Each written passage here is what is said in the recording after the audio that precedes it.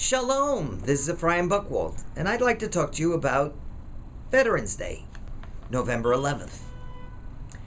And I always have a mixed feeling about Veterans Day in America, because when I go to Israel, I see how the Israeli government, the Israeli people, truly show concern for their veterans, for their soldiers, those who survived and those who didn't. And in America, it's sort of like very much disregarded or not regarded enough. And we know that there are all these problems with the veteran hospitals and veteran care and veterans who are out of work and veterans who have problems. I didn't serve in the Army, but some members of my family did.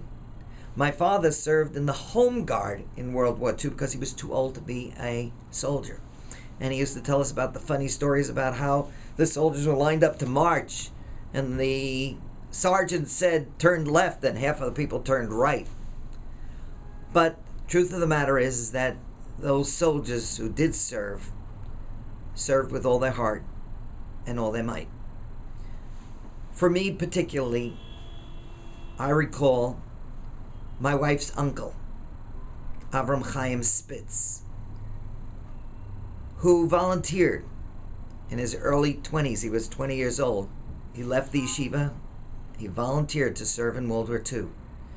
And we received a poignant letter from him a day before he died, November 26th, 1944, 72 years ago, from Metz, France. And he writes how the shells are exploding over his head, but he thinks that the worst is over. And he was just a few months away from being discharged, and the next day he was killed. It's very sad. Here's a picture of Avraham Chaim Spitz at age 13. And here's his grave. He was reinterred from Europe to the United States. And here are the documents of his release, of the report of his death and the death certificate from the Army. So sad, 21 years old.